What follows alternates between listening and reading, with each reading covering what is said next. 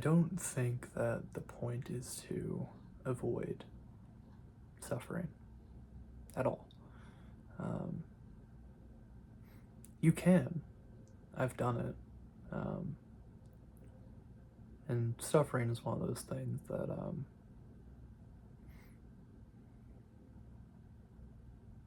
feel like there might be a lot of definitions for, but I think to some degree, um, pain is inevitable, right? Um, Suffering, though, is to some degree self imposed, right? You can, at least in my experience, you can choose that no matter what happens, and this takes a while, I will admit. It's not an easy thing to do, but you can choose to, despite what happens, be calm and be at peace with whatever happens, right? And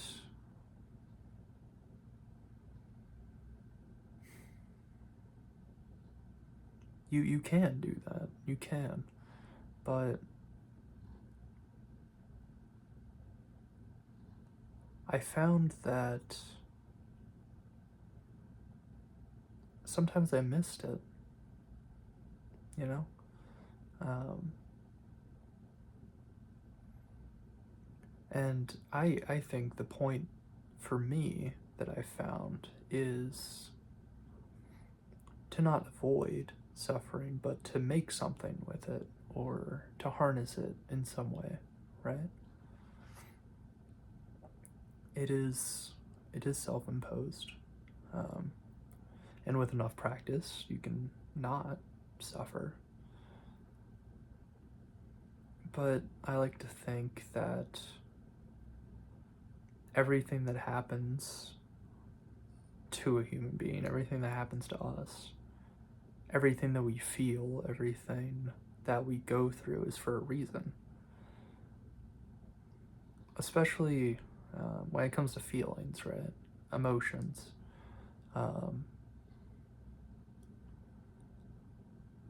those are all there for a reason. And I think they are a gift to be able to feel, as much as they don't feel that way a lot of the time. They are a gift to be able to feel. And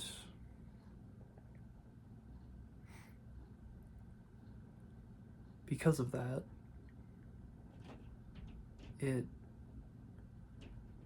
feels weird to me to shut that down, right? To not feel what I feel, to not accept. Not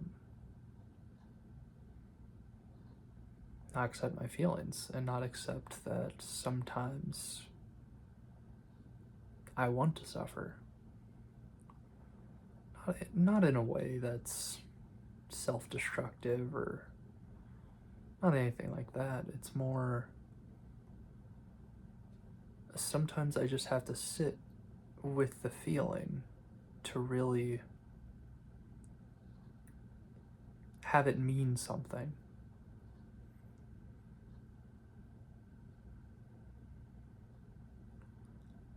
I guess to find the root of it, right, and why I feel that way, and to grow from it as a person. I think suffering, right? Maybe not suffering, pain. Sorry, there's a hair right in front of my eye. The suffering and pain, right, are good teachers. You can learn a lot from them, and you can learn a lot from them, and you can learn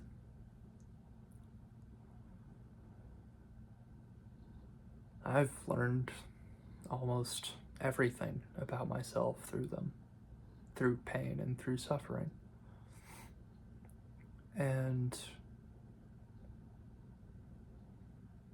I'm grateful for that.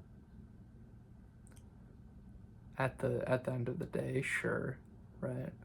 I I wish a lot of the time that I didn't have to go through the things that I have. But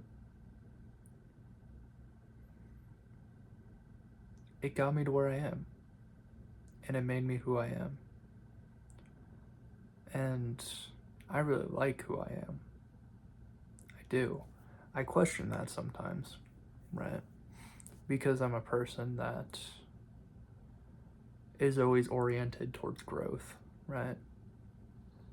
And you can like who you are and still want to grow as a person. And that's been something I've had to come to grips with, too. That just because I want to grow as a person doesn't mean I don't like who I am. That was kind of a hard concept to grasp for a while. But all of who I am came about through pain, through suffering. And I'll always be grateful for that. So I don't think, for me, the answer is to avoid it, right? I don't think for me it's to avoid it. I think it's to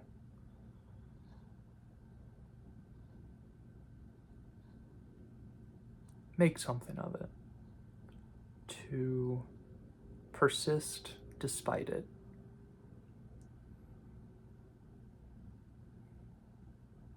And being able to, I guess it's kind of like compartmentalizing, right? When you just, at least in my eyes, when you shut something down, right, for a moment because you have to get something done, right? When you shut down an emotion, when you shut down feelings because in the moment you have to do something, right? That's kind of what the practice of not suffering is, right? It's just kind of avoiding it, right? It's still there, right? To avoid it, and to avoid something, it has to be there, right? Um, but to go around it by being like, hey, this is what's supposed to be here at this moment. This is how things are supposed to be. And I can be calm and I don't have to feel any certain way about it, right? It's just, to me, avoiding what you naturally feel. I mean, that is what it is. You're avoiding what you naturally feel in that situation. And that's what compartmentalizing is, too. You put it away, you know? That usually implies, though, that you go back to it later when you can, right? And I think that's what I was going to say. It's to have that tool set, right? To have that skill set to be able to completely move away from those feelings for a moment, I think is healthy. I think it helps. But I fell into a trap of, I think, just being scared of my emotions and how I felt, which was never from me. I didn't teach myself to be afraid of my emotions. It happened through experiences, through people, right? And I had these moments where I thought, well, if I didn't feel these heavy emotions, if I didn't feel strong emotions, maybe then I would be more palatable to people, right? And the truth is, yes, you are. But I also found that when I did that, I didn't like the people I ended up around. I really didn't. Um,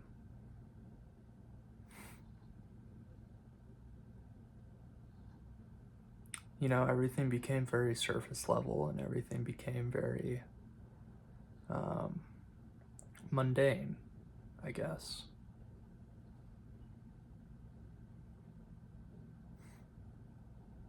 So I've learned to move back into my emotions. And I don't know where that's going to lead me yet. But I know I'm happier within myself. I know that I like myself better for being truthful with, at the very least, myself. To let myself feel, to let myself cry, let myself feel anger, let myself express myself, even if it's just to me.